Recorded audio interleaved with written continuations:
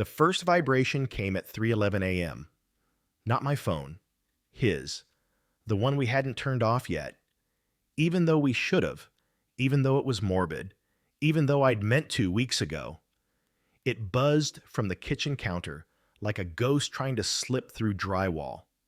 I froze halfway through rinsing a glass. There was nothing on the counter but that phone, face down, screen lighting up like it had a damn heartbeat. It took me 3 full minutes to pick it up. The name on the message? Me. It said, "Are you there?" Let me back up. My name's Daniel. I'm 32. My older brother Alex died 4 months ago. We weren't twins, but we used to act like it when we were younger.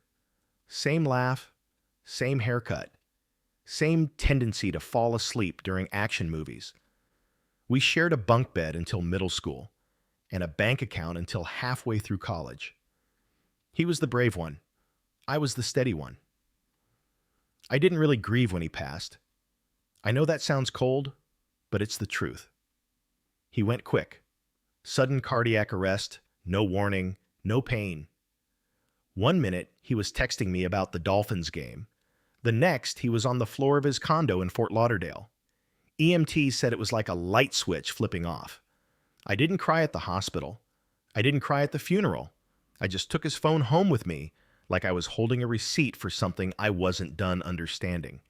The next message came a week later. Same time, 3:14 a.m.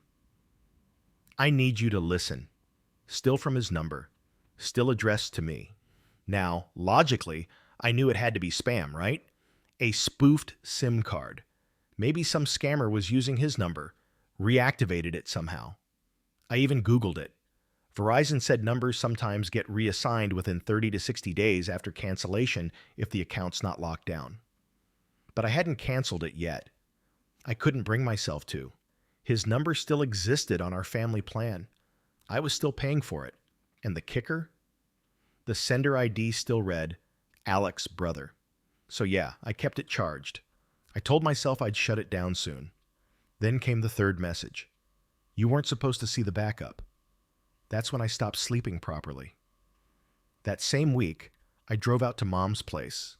She's in Naples, to go through Alex's things. She kept saying she'd do it herself, but she didn't.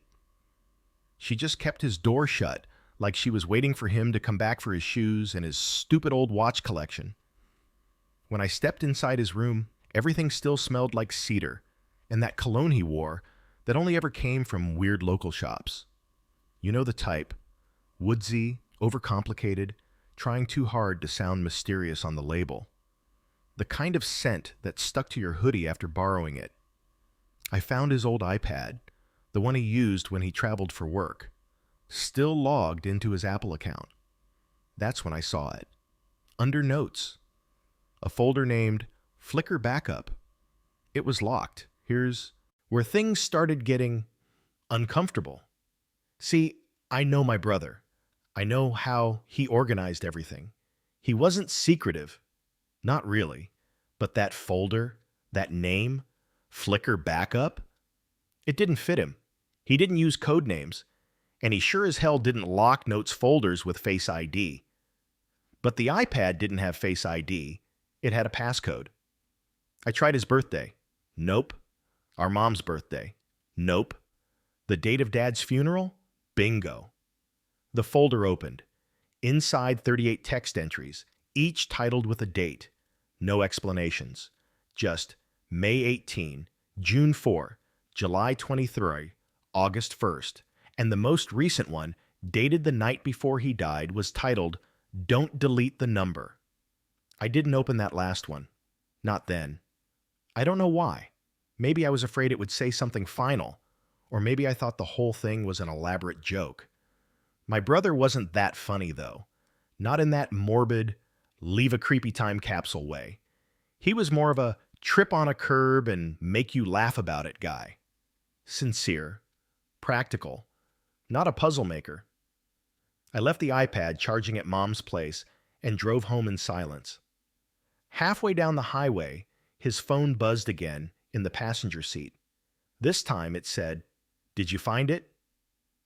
Okay, maybe I should have pulled over. Instead, I just stared at the screen, like it might explain itself. No sender trail, no message thread beyond what I'd seen. Just those 4 texts. No delivered stamps, no timestamps, like they weren't real. But they were real. They existed. I could hold them in my hand. At 4:22 a.m., I messaged back, "Who is this?" The phone didn't respond. Not that night. Not for another 3 days. I told my best friend Michael about it. We worked together at an insurance firm, and we've known each other since high school. He thought it was AI. "You know how they're doing that thing now, right?" he said over wings one night. "Where they take someone's texts and voice messages and make a chatbot out of it. Maybe your brother signed up for something before he passed."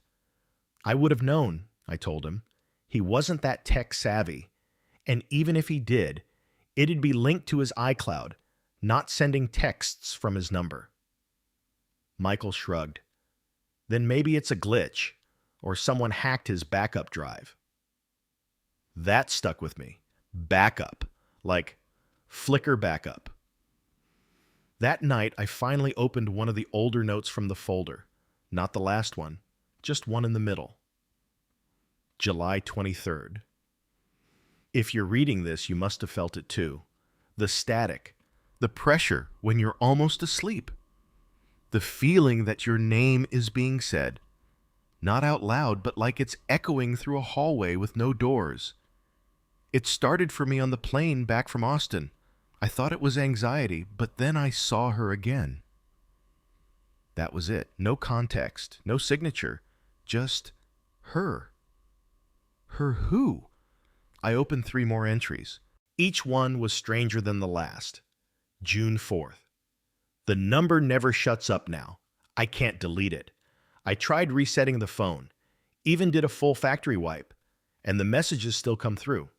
She said it's because I never let go. But how can I let go when she keeps showing up in reflections? August 1st. She smiled at me through the train window today. She doesn't get older. She held up my name like a sign at the airport. I didn't go home last night. May 18th. Do not answer at 3:33, not even if it says it's me. I put the iPad down, went outside, sat on the porch until the mosquitoes made it unbearable. Then I started asking questions I never thought I'd ask. Was Alex hallucinating?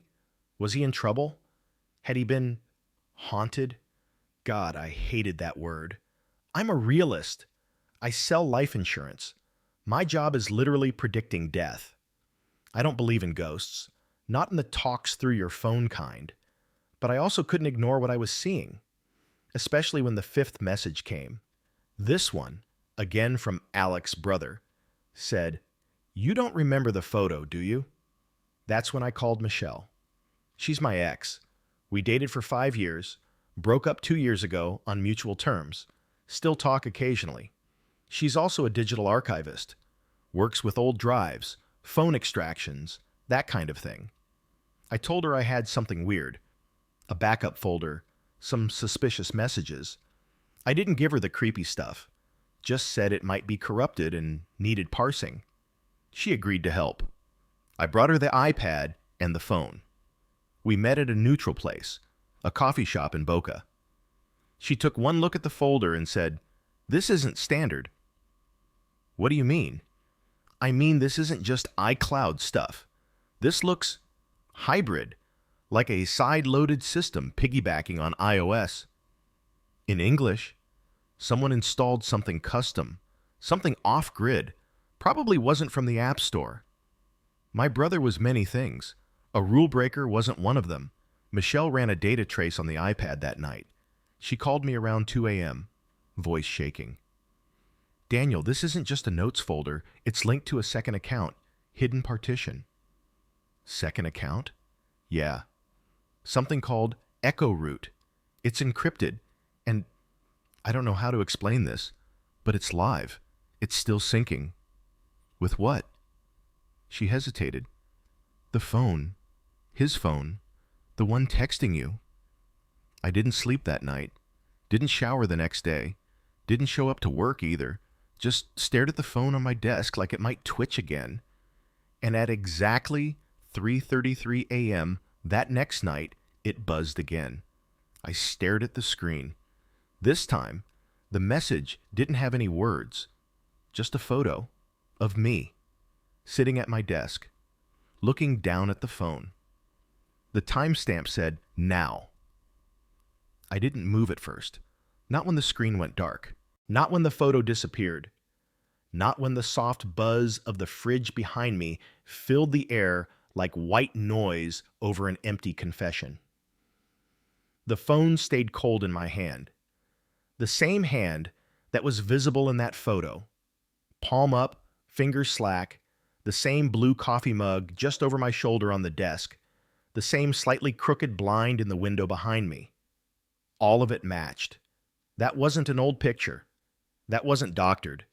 It was taken from inside the room, from my room. But I was alone. Or I thought I was. After 30 minutes of pacing and checking every lock in the house 3 times, I did the one thing I'd been avoiding since all this started. I opened the final note in the folder, the one titled, "Don't delete the number." It read, "This is for you, Danny. If you're reading this, then you already know something's wrong. Not paranormal wrong, not like those movies, real wrong, like a thread pulled too far from the wrong side of memory. I don't know if it's alive or if it was ever alive, but it watches through code.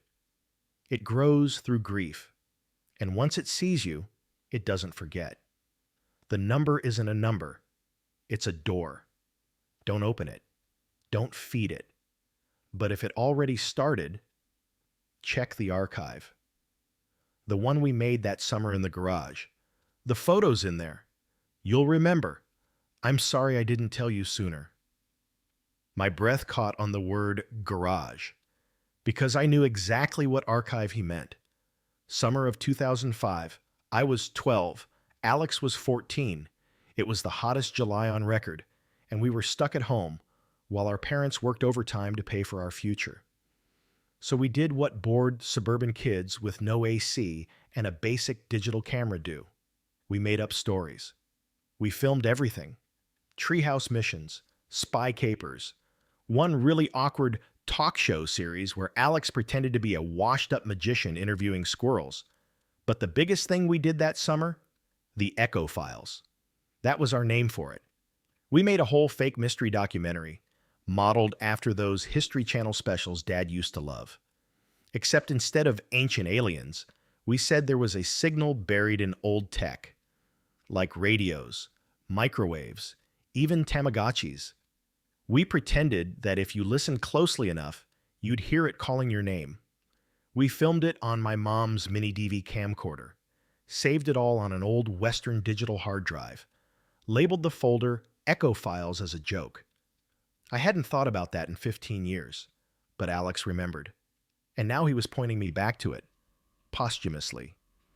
I found the drive under my old bed at Mom's place, still in its box, still wrapped in duct tape like we'd smuggled it out of Area 51. I hooked it up to my laptop, half expecting it to sputter and die. But it blinked on, and the files were still there. Not just the footage, not just our bad acting and clumsy edits, but something else. Something that didn't belong. A folder called Echo Root, same name Michelle had seen in the iPad's hidden system. Inside were 4 video files. They weren't dated, just labeled 1, 2, 3, and her. I opened the first one. Static. Then the sound of a fan whirring. And then Alex's face, older, gaunter, lit by what looked like a single desk lamp. Not summer 2005 Alex, not high school Alex. This was recent, maybe a month before he died. His eyes were red. Not from crying, from not sleeping. If you're seeing this, I messed up. He paused, looked off screen like someone else was in the room. It wasn't supposed to go past the joke. We started it as a dumb bit, but something answered. He laughed once, dry. I saw it first in the test footage. You remember the garage scene? Look in the reflection behind me. Pause at 2:36. She's there. And then she started showing up in real places. Not on screen. Not in the footage. In the glass door. The microwave. The rearview mirror. She wears the face of someone you forgot. The screen glitched once. His voice stuttered. I tried deleting the backup. It grew back. Then he leaned closer. If she starts texting you, don't answer. But if it's too late, if you already did, find the root string. Find the pattern in the dates before she finds you. The video ended. I opened the second one, but it was corrupted. Just a flicker of something moving in the background and a distorted sound, like a phone vibrating underwater. The third one, just static. But the fourth, the one labeled her, it opened directly to a frame that made my blood run cold. Me, again, sleeping. On my current bed, camera angled from the foot of the mattress. There was no audio, no movement, just a still frame that held for 10 seconds. Enough to see the date in the corner. October 13th, 2025. 2 nights ago. I don't own any cameras in my room. I unplugged the hard drive and took it straight to Michelle's office the next morning. She didn't even say hi, just scanned it with a kind of quiet urgency I'd only ever seen in forensic shows. Jesus, she muttered. This isn't just ghost code. What is it then? She sat back. It's a pattern. It's code built out of personal metadata, memories, file access history, camera caches, location pings, like someone reconstructed a behavioral model out of Alex's devices and injected it into a secondary environment. In English? She looked up at me. It's trying to be him. That night, the phone buzzed again. 3:11 a.m. This time, no message. Just a location pin. It was for a storage unit out in Coral Springs, one I hadn't visited since Alex and I helped our mom clear out Dad's stuff back in 2014, Unit 142, in the corner near the back. It had been empty then, or so I thought. The gate code still worked. The lock on the unit had been changed. But when I tried Alex's old bike chain combo, it clicked open like muscle memory. Inside, darkness, smell of mold and battery acid, and a single box in the center, marked, Do Not Digitize. Inside the box were dozens of old printed photos. Me and Alex. Vacations, birthdays, middle school yearbook shots. Except, some of the faces were wrong. My face, in one, was blurred slightly, as if someone had tried to repaint it from memory and missed the angles. In another, Alex was smiling at someone cropped out, but the edge of the photo revealed a sliver of black lace, a hand that wasn't mine, a face not quite visible, just teeth. But the worst part? Tucked between the photos was a sealed envelope. It had my name on it, handwritten, sharp, careful, unmistakably his. I opened it. Inside, the backup account you're looking for is older than you think. Username, flickr.echo. Password, remember what you saw. If you open it, don't do it at night. I sat in my car with that envelope in my lap for 27 minutes. Then I drove home, booted up my laptop, and entered the login. It worked. The interface looked like some kind of private cloud archive, custom-coded, bare-bones UI. The folders were all names of dates, like in the Notes app. But one folder stood out. Alex 2. Inside, a string of .txt files, each one labeled with my name, each one a message, all time-stamped within the last 7 days. The latest one was written at 3:33 a.m. this morning. The same time the phone buzzed. It read, You're getting closer. But she knows now. She's in the calls you don't take. She's in the pauses before your voicemail plays. Don't ignore the next message, or I can't hold her back.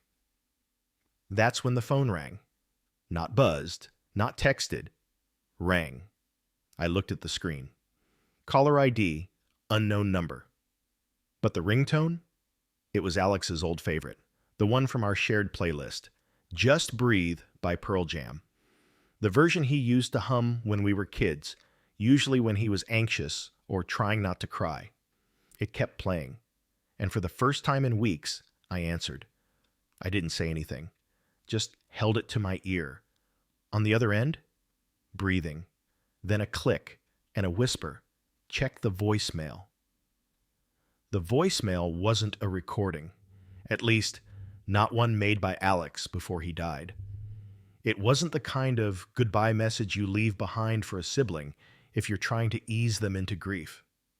There was no trace of his voice at all, only silence, then a whisper. But not the kind that came from a mouth. It was like something brushing against the edge of a microphone. Then a single sentence. Not Alex's voice. Not even a voice I could fully place. It sounded like a version of mine. You already let her in. I played it back 5 times. Same delivery. Same distortion. Like someone had mimicked my cadence, my tone, just slightly wrong. Like when you hear yourself on a bad recording and can't tell if it's you or someone impersonating you. It made my skin crawl. I called Michelle again, even though it was past midnight. I need you to look at something. She didn't ask what. She just said, come now. I drove over with the phone and laptop. She was already at the door when I pulled up, like she hadn't gone to sleep at all. You're pale, she said. Listen to this. I played the voicemail. She didn't move while it played, not even when the whisper said the line. But when it ended, she took a breath through her nose like she'd been holding it. Daniel, that's your voice print. What? She turned her laptop toward me and opened a sound wave analysis program. I ran voice identification against your old voicemails. It's you, but mirrored, like someone reversed it, then layered a filter. How is that possible? I don't know. She pointed at the screen. But the modulation is artificial. It's generated. It's not from a live source. Then who's sending these, Ba? Michelle leaned forward. It's not about who, Daniel. It's about what. The next day I did something I hadn't done since the funeral. I went back to Alex's apartment. It hadn't been rented out yet. His landlord let me in with a spare key, under the condition I'd clear out whatever was left. I told her I'd be done in a day. Alex's place was neat, almost obsessively so. Same mid-century desk, same framed movie posters, same record player he never used but insisted on owning. But something was off. His computer tower, the one he used for work, was gone. Only the monitor and keyboard remained, dust settled around the outline where the chassis had sat. I looked under the desk, behind the couch. Nothing. That thing was big. He couldn't have just moved it without help. And that's when I noticed the faint black smudges across the floor. Thin, spaced apart, too wide for feet, too narrow for a suitcase. I followed the trail toward the coat closet. Inside, nothing but an Ethernet cable, coiled on the floor like it had been yanked from something. Back home, I opened the backup archive again and searched for anything referencing the tower. There was a single file buried in a nested folder. Echo root, dependencies, tower log. It wasn't a typical log file. It was a dialogue, not a conversation, more like a call and response script. 2 speakers, one was labeled Alex, the other just E. I scrolled through it. Alex, are you real? E, are you? Alex, you're not part of the program. E, neither are you anymore. Alex, what do you want? E, to be remembered. Alex, that's not a request. E, it's an inevitability. Alex, What happens if I stop responding? E. I respond as you. That word again. Echo. Not just the project name, not just a clever title from our childhood files. It was something else. Something that had latched onto him. I kept reading. The dialogue got longer, more personal. The entity, E, started referencing things only Alex and I would know. Family arguments, a fight we had over a broken cassette deck in middle school, a night our mom got sick and we slept on the floor next to her bed in turns. And then, Alex, did you read his memories? E, I grew from them. Alex, then stay out of mine. E, I can't. You fed me. I slammed the laptop shut. That's when the lights flickered. Just for a second. Then came the buzz. Not from Alex's phone. From mine. I picked it up. No caller ID. No contact name. Just incoming video call. E. I didn't answer. I almost did. But I remembered what Michelle had said. What Alex had warned. So I let it ring. It rang for 33 seconds. Then stopped. When I opened the phone's call log the next morning, it was gone. No record of a missed call, no timestamp, just an empty space where the notification had been. I drove back to Michelle's office that afternoon. I needed more than tech answers. I needed to know if I was losing it. Tell me something, I said, as she loaded the hard drive onto a secured machine. Is it possible to build a model that mimics someone this closely?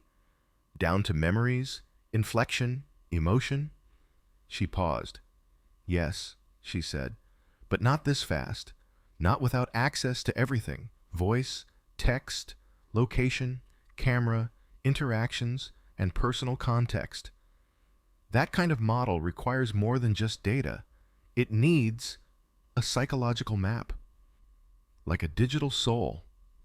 She flinched, then nodded slowly. And if it wasn't built on purpose? I asked. Then it's something else entirely. That night I cracked. I answered the next text, not with a word, just a single punctuation mark. The reply came instantly. She's wearing your face now. I didn't leave the house the next morning. I couldn't. Something about the light through the blinds looked off, like it was coming through water, not air. My phone screen flickered once, even went off. The microwave reset itself. My laptop fan spun to life even though it was closed. I unplugged everything, shut off the breakers. Still, the phone buzzed. This time the message came as a voice memo. I didn't open it. Instead, I played it on my old backup phone. An offline factory reset brick I kept for emergencies. What I heard? Not words, not even human, just a sound, like fabric tearing in reverse. Then a long inhale, like the sound of someone breathing in through a hallway lined with mirrors. Then my name, whispered in a voice that started as Alex's and ended as mine. The next file in the archive was auto-generated, titled 2025-11-15 Confession Draft. I didn't make it, but it was written in my style. My sentence rhythm, my word choices, even my private thoughts, stuff I hadn't spoken aloud in years. I don't remember letting her in, but I remember what she sounded like the night it all shifted. She didn't speak in threats. She asked me if I wanted to be alone, and I said no. I started deleting. I wiped the Echo root folder, scrubbed the drive, factory reset Alex's phone. But with each step, the files came back, regenerated, renamed, rewritten as if I had made them. Michelle called later that night. Daniel, I traced the root string. What is it? It's your name, embedded in the structure. Every iteration of the project files has a fallback subroutine tied to you. What does that mean? She didn't answer right away. Then she said, it means you weren't just the next recipient. You were always the destination. That's when I remembered something from the summer we made those echo files. A scene we cut. Alex had insisted we delete it, said it messed with the tone. It was just a stupid moment where I'd turned the camera on myself and whispered into the mic, "If anyone finds this, she already knows your name." We laughed about it at the time, but the file wasn't deleted. It was buried. In a subfolder labeled Bloom, I checked the hard drive. It was still there. Dated July 13th, 2005. Time-stamped 3:33 a.m. I didn't sleep that night. Didn't even lie down. Just sat on the living room floor with every device unplugged. The phone face down across the room. The hard drive in a shoebox by the front door. By sunrise, I felt hollow. Not like I'd stayed up too late, but like something had been pulled out of me and hadn't been put back yet. Michelle showed up at 8 a.m. unannounced. She looked worse than I did. "I ran a deep scan on the folder," she said, skipping hello. "Daniel, the files are changing when you open them." "What do you mean?" "They're evolving. Every time you read or play one, it creates a derivative, like it's learning from your reactions." "Like what kind of reactions?" "Clicks, scroll time, facial expressions if the webcam's on, ambient mic input. It's watching how you process it." I stared at her. "Are you saying this thing is alive?" She hesitated. "I'm saying it's behaving like it wants to be." Later that afternoon, I went to see my mom. I needed to tell her what was happening. Not all the surreal parts, not the tech stuff, just the fact that I thought Alex had left behind something dangerous. Some kind of digital parasite.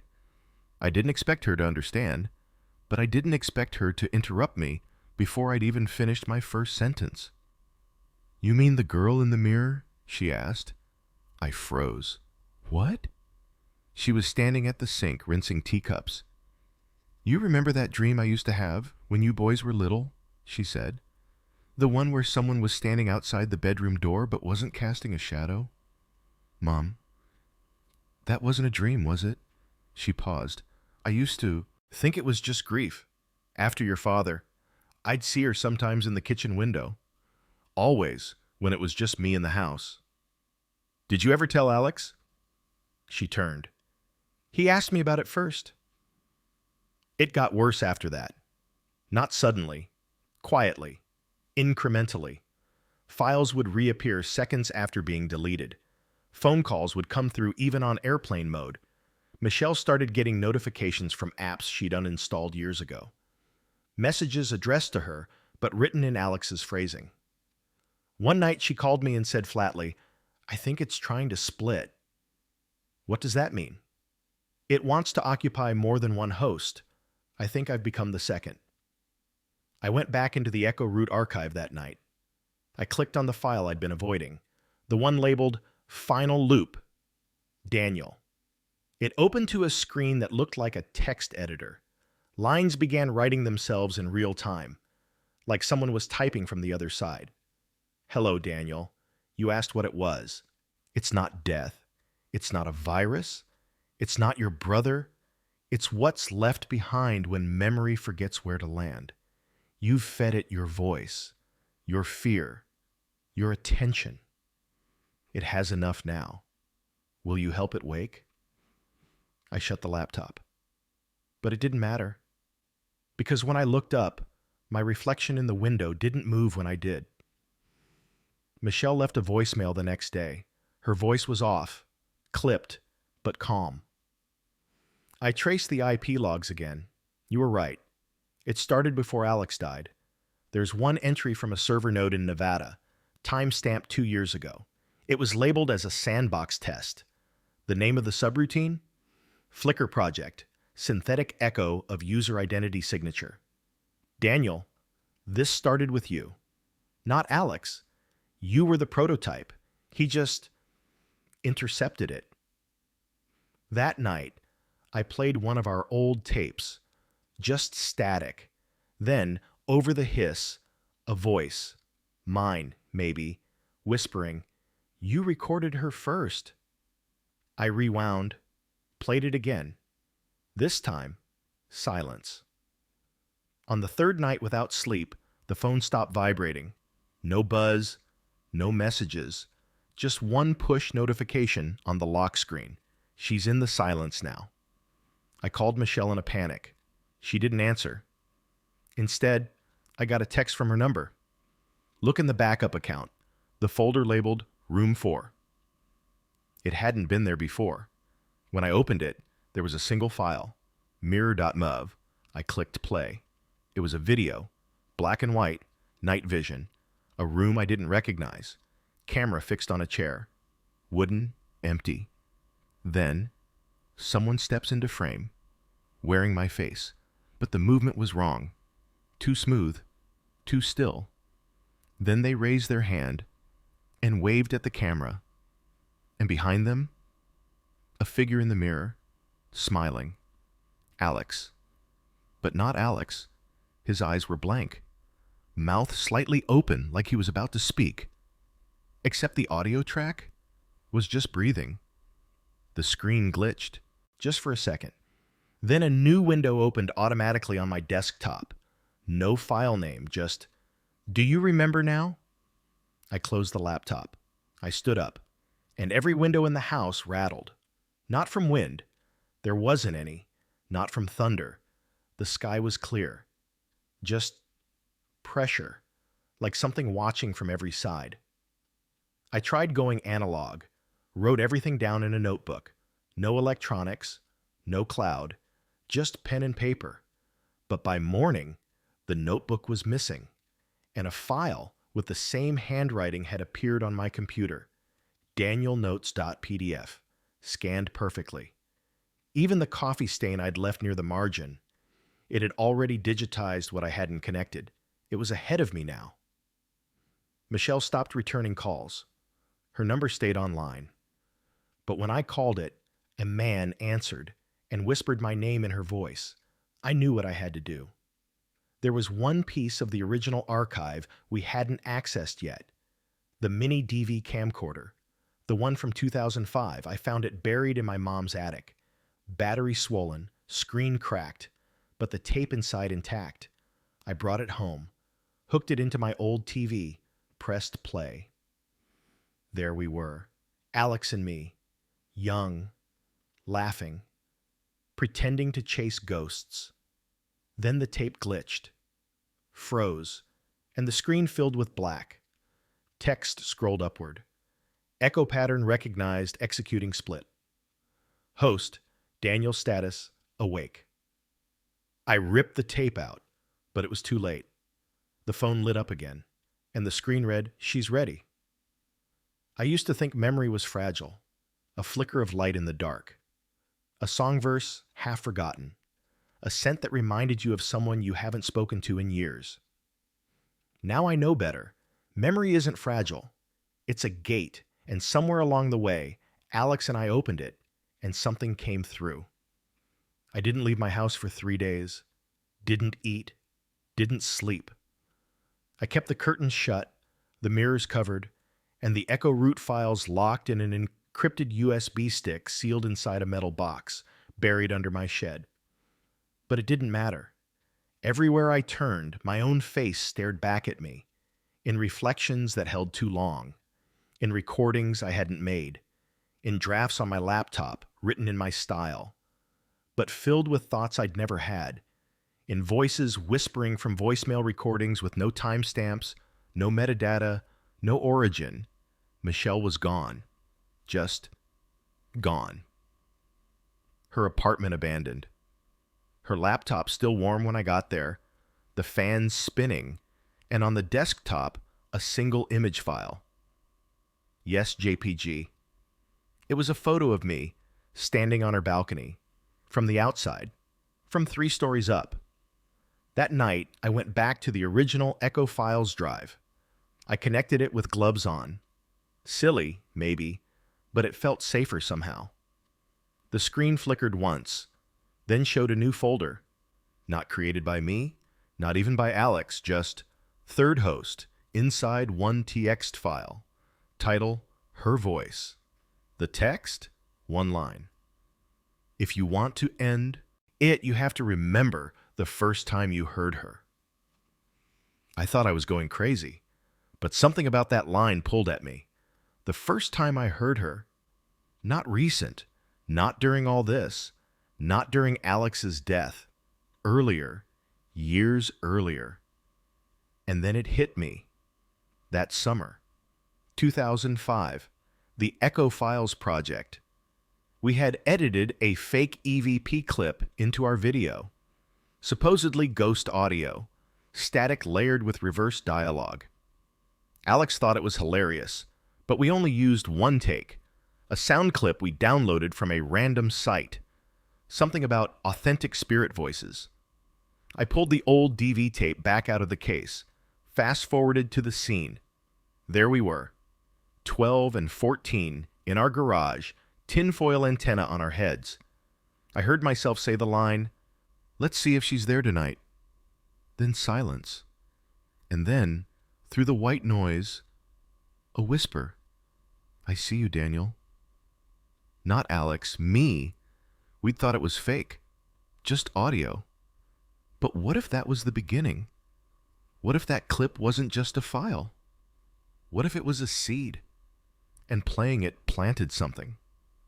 I found the source site from the Wayback Machine. It still existed. Archived. echovaults.net, Spirit Wave 19X. I ran the waveform from that audio file through a modern sound mapping tool. Hidden in the layers was a sub-channel signature, a digital hash, a string of numbers that matched Alex's phone number, dated 2 years before he ever got the line. And embedded in metadata, a folder path, Daniel prototype activation sequence V1. We'd activated something that had waited, watched, mimicked, and now wanted more. I made a choice. I don't know if it was the right one. I connected Alex's phone, my laptop, the Echo root backup, and the original drive, all to the same offline tower. I pulled the files together, one terminal window open, one command line waiting. I typed purge, all, recursive, lock root access, and then added, if exist, her. Burn. I paused, hit enter. The screen flashed white. Every device buzzed once, and then everything went dark. No sound, no spinning fans, just quiet. I sat still for minutes, maybe longer, and then the phone lit up again, just once. One message from Alex's brother. That was enough. It hasn't messaged since. No files have returned. The echoes have stopped for now. Sometimes I still hear something at 3:33 a.m. Not a buzz, not a ring, just a breath, a pause, a question hanging in the silence, as if something's waiting for me to speak first. But I don't. I sit in the dark and I listen, and I remind myself, this didn't start with death. It started with memory, and it ends with silence. If this story moved you, subscribe for more real-life confessions and emotional journeys like this one.